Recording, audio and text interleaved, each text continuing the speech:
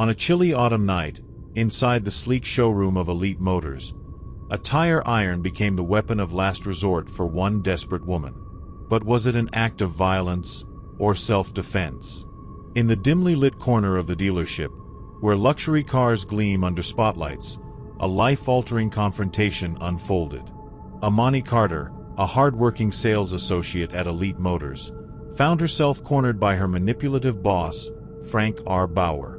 What started as a meeting about important sales strategies quickly escalated into something far more sinister, a struggle for survival. As Baugher advanced toward her, locking the door behind them, Ammani's heart raced. Her mind scrambled for options. With no way out and nowhere to turn, she grabbed the nearest object within reach, a tire iron, and struck back in desperation. The sound of metal hitting flesh echoed through the empty showroom as Baugher collapsed to the floor. Seconds later, security guards burst in, their flashlights cutting through the tension-filled air. Ammani's face, etched with fear and determination, tells the story that words cannot. In that moment, she wasn't just fighting for herself. She was fighting for every person who has ever felt trapped, unheard, or powerless. And now, her actions have ignited a national conversation about accountability, trust, and the hidden battles waged behind closed doors. If you love true crime stories that explore the psychological depths of human conflict, hit that subscribe button now. Let's keep exploring together. Because in Vic's Case Files stories, every case reveals not just what happened, but why it matters. Over the next few minutes, we'll uncover the events leading up to that fateful night, delve into the courtroom drama that followed, and examine how Ammani's story sparked change across industries. Was she a victim of circumstance, or did her actions cross a line? Stay tuned as we unravel the truth behind tire iron justice. And remember, if you enjoyed this preview, share this video with friends who also love gripping true crime stories like ours. Together, let's make sure these voices are heard. Ammani Carter wasn't born into privilege, but she was raised with resilience. Growing up in Brooklyn, she witnessed firsthand the struggles of poverty, systemic racism, and violence. Her neighborhood wasn't easy, but it taught her to fight for what she believed in, and never back down. Despite the odds stacked against her, Ammani excelled academically, earning a degree in business administration through sheer determination and hard work. Her dream: to build a stable career that would allow her to provide for herself and her family. That dream led her to Elite Motors, one of the most prestigious car dealerships in New York City. From day one, Ammani stood out. Her charm, professionalism, and unmatched drive quickly earned her recognition as one of the top performers at the dealership. But success came with its own set of challenges. It didn't take long for Ammani's achievements to catch the attention of Frank R. Baugher, the charismatic yet calculating sales manager at Elite Motors. At first glance, Baugher seemed like the perfect mentor, a man eager to help young talent rise through the ranks. He offered Ammani exclusive training sessions, access to high-profile clients, and opportunities to prove herself in ways others could only dream of. For Ammani, this felt like the break she had been waiting for, a chance to climb even higher in her career.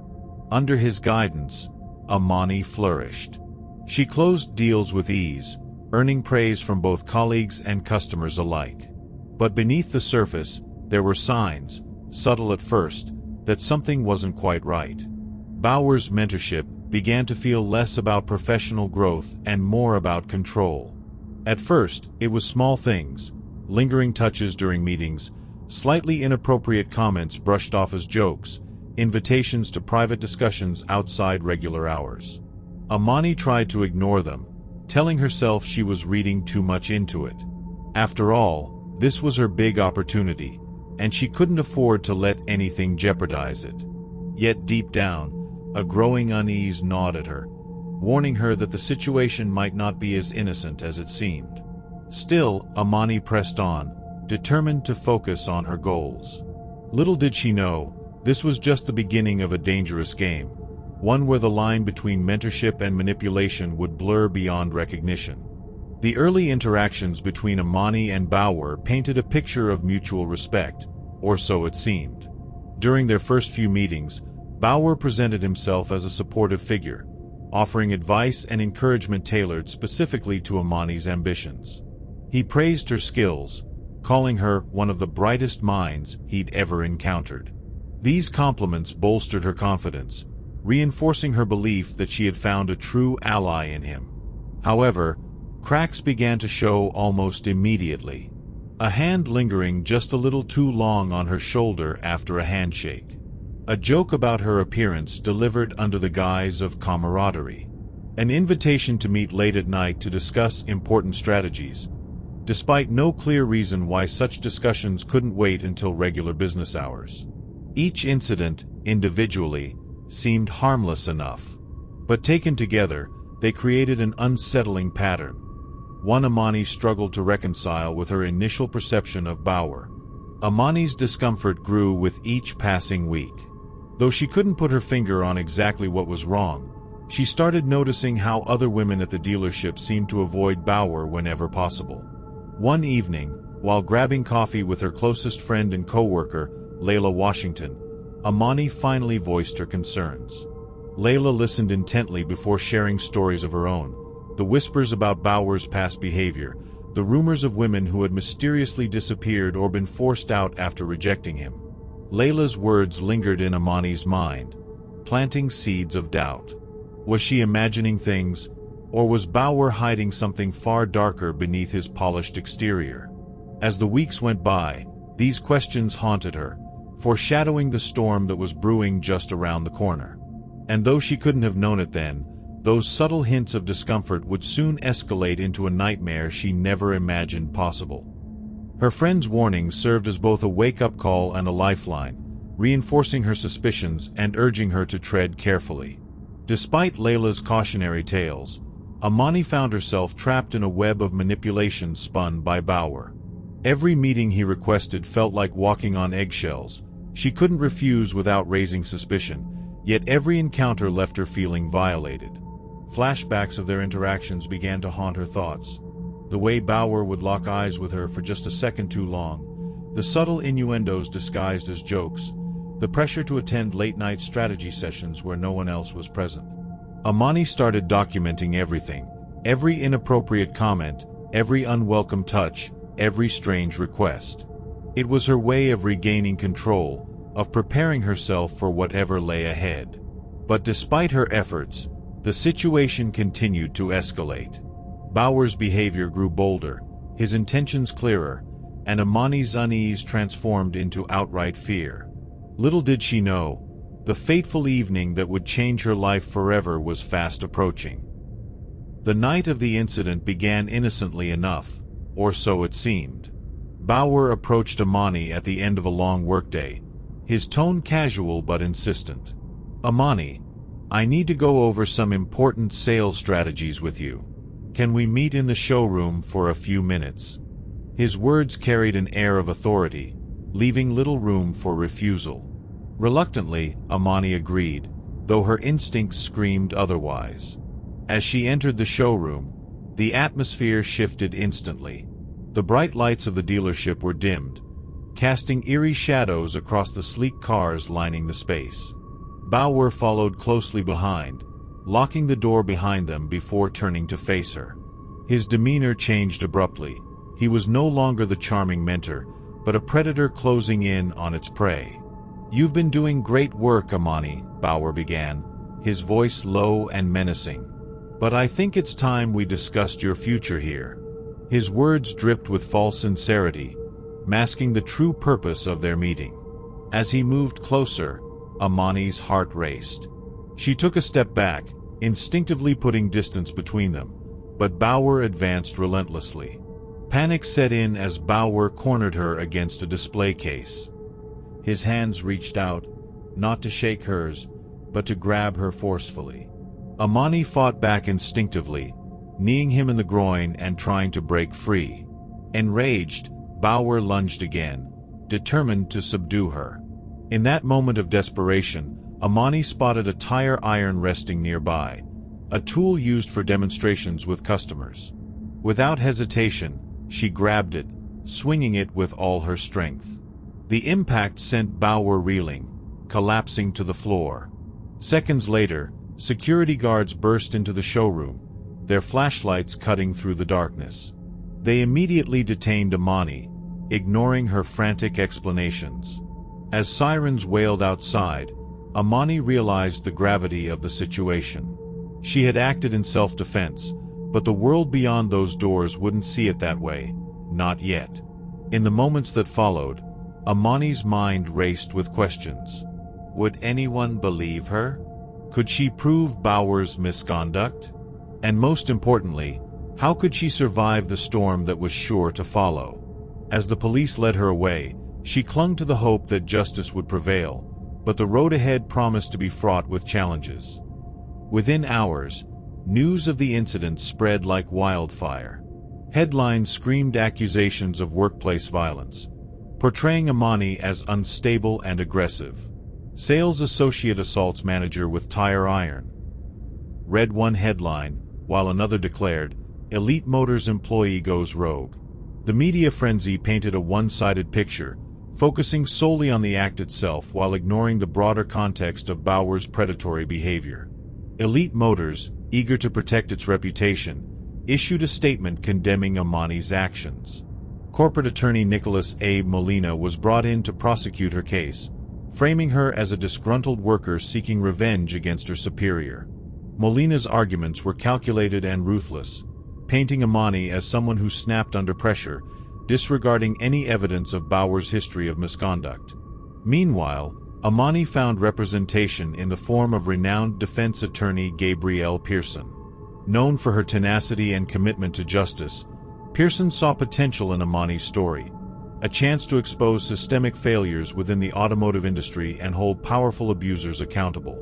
From the outset, Pearson emphasized the importance of presenting Ammani's side of the story: the months of harassment, the warnings from colleagues, and the desperate act of self-defense that ultimately landed her in handcuffs.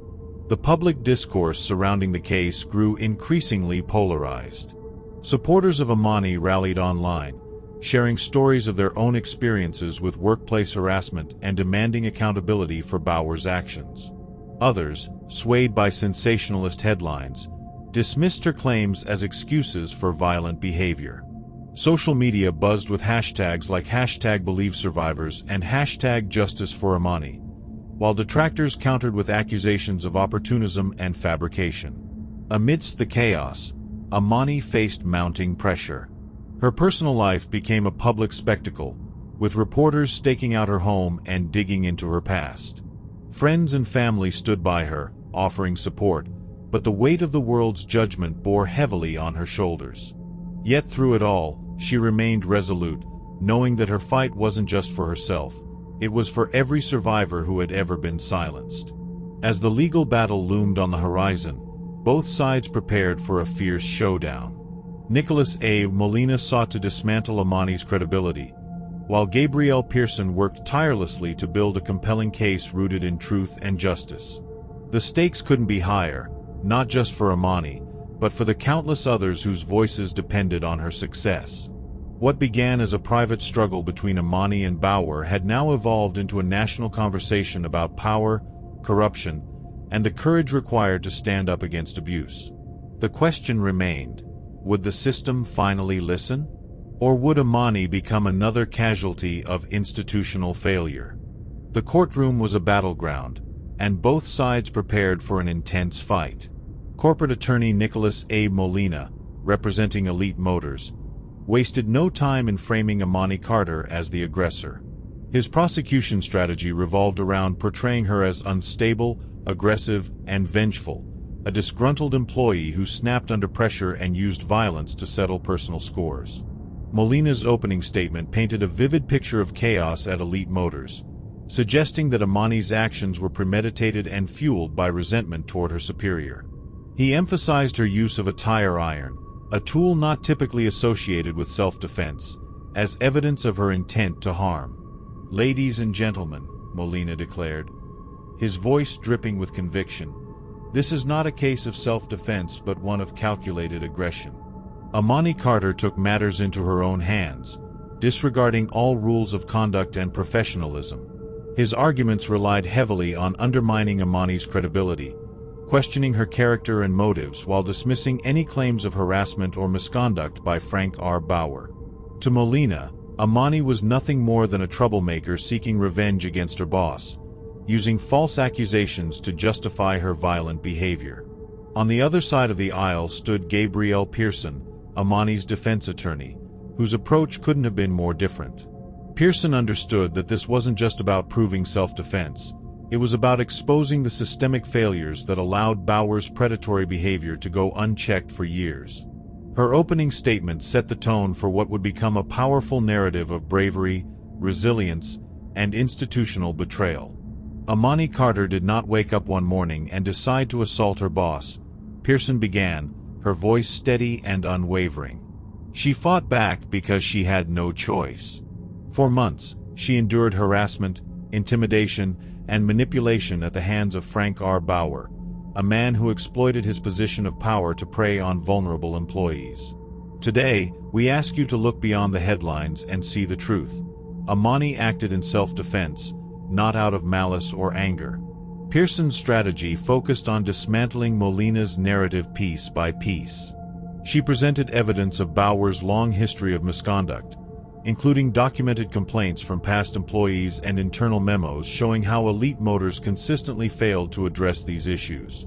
By highlighting the broader context of workplace abuse and corporate negligence, Pearson aimed to shift the focus away from Ammani's actions and onto the culture of impunity that enabled Baugher's behavior. As the trial progressed, Molina continued to press his case, calling witnesses who testified about Ammani's supposed instability and lack of professionalism. However, Pearson skillfully countered each argument, challenging their credibility and exposing biases within Elite Motors' leadership.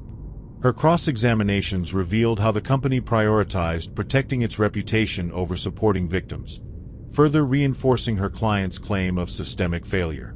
The tension in the courtroom was palpable as the two attorneys squared off, each determined to sway the jury's opinion.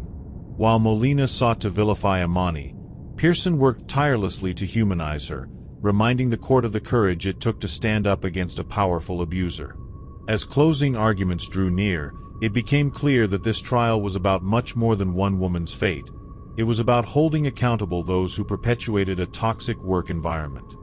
The heart of the trial lay in the testimonies of key witnesses, each offering critical insights into the events leading up to the incident.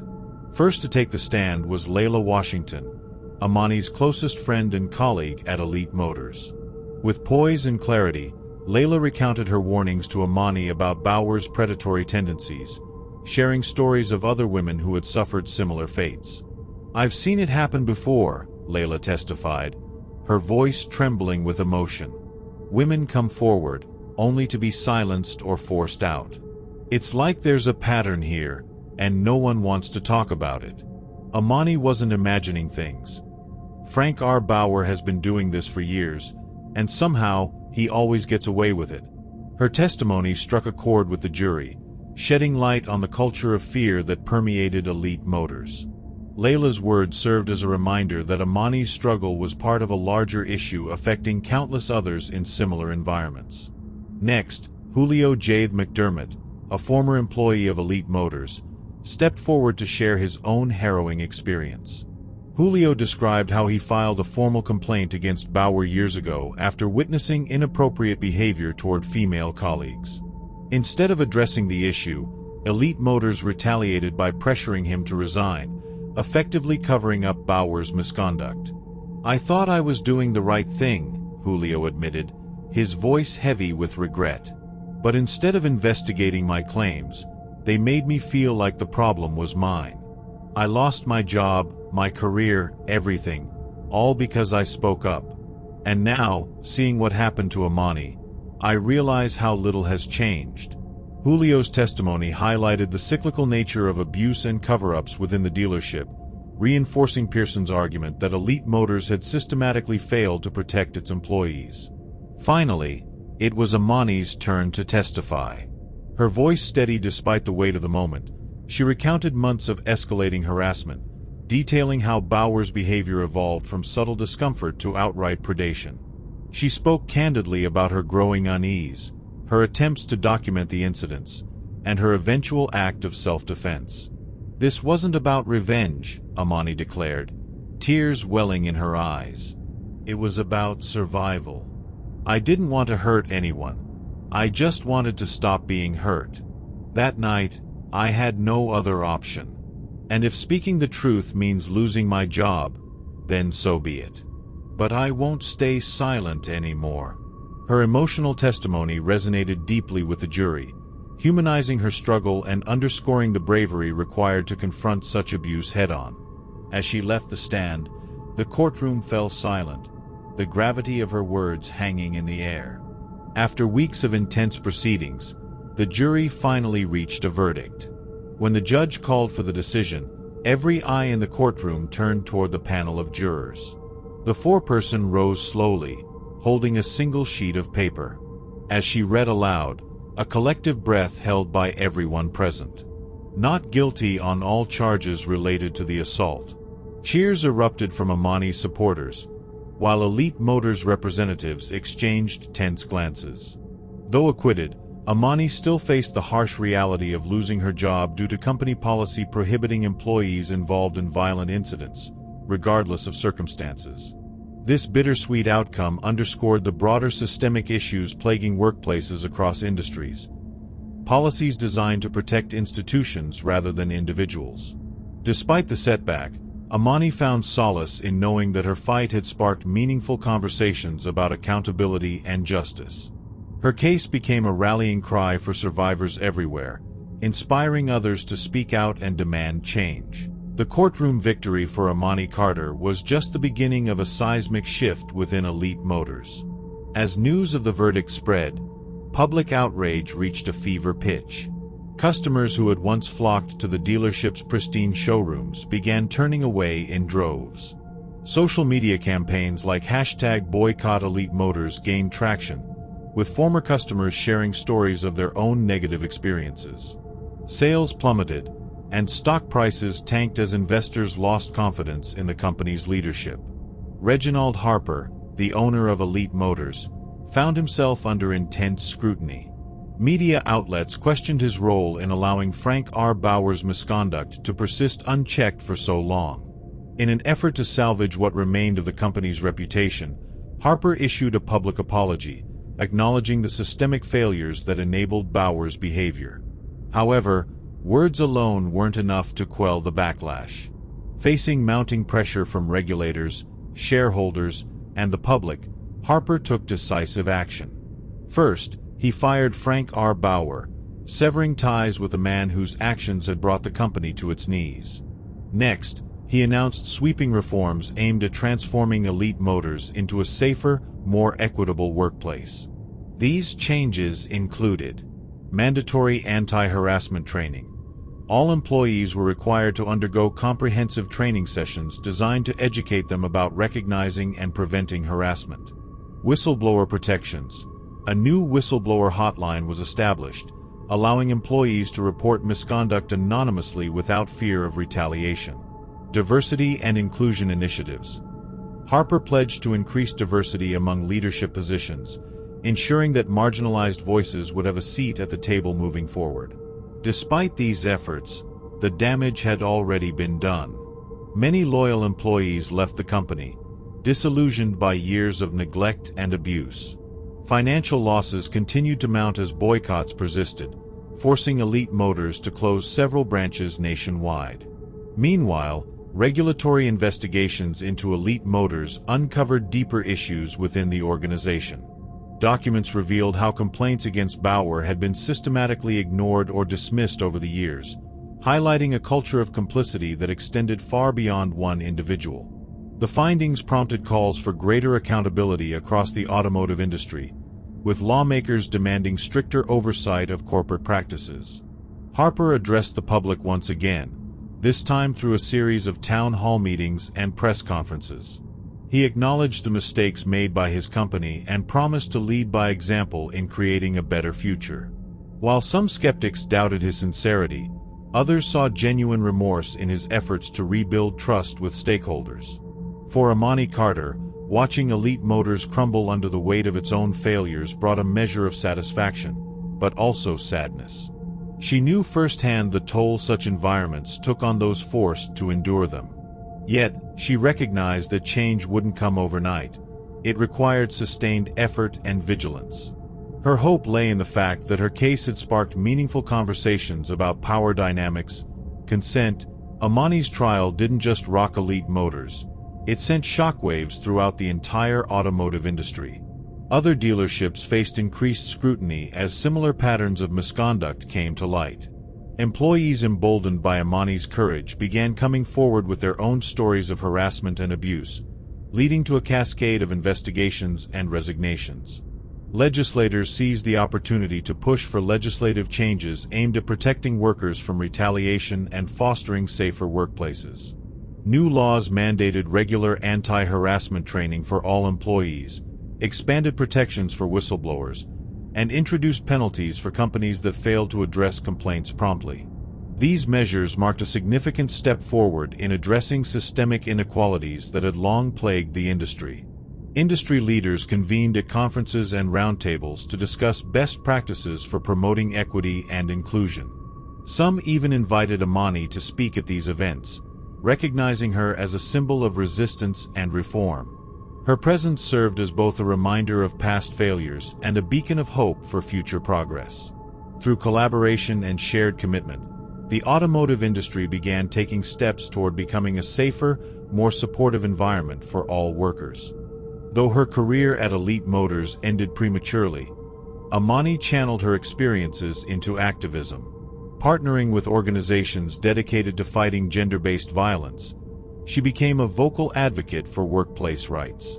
Speaking at conferences, participating in panel discussions, and collaborating with lawyers like Gabrielle Pearson, she worked tirelessly to push for legislative changes that would protect future generations of workers. Her message resonated deeply with audiences, many of whom saw themselves reflected in her story. Survivors of workplace abuse found solace in knowing they weren't alone and inspiration in seeing someone stand up against overwhelming odds. Ammani's journey from victim to advocate demonstrated the transformative power of resilience and determination. As her profile grew, Ammani received invitations to speak at prestigious institutions, including major universities and corporate headquarters. One particularly memorable engagement took place at a national conference on workplace ethics, where she delivered a keynote address to hundreds of attendees. Her words carried weight, not just because of her personal journey, but because they represented the collective struggle of countless survivors who had fought for dignity and respect in the face of adversity. Through her advocacy, Ammani helped reshape policies and attitudes within the automotive industry and beyond. She inspired others to demand better, for themselves, for their colleagues, and for society as a whole. Though her battle was far from over, she carried the hope that her efforts would inspire lasting change. At the conclusion of her speech at the national conference, Ammani stood before a packed auditorium, her voice steady despite the emotion coursing through her. "This isn't just my story," she said, looking out at the sea of faces before her.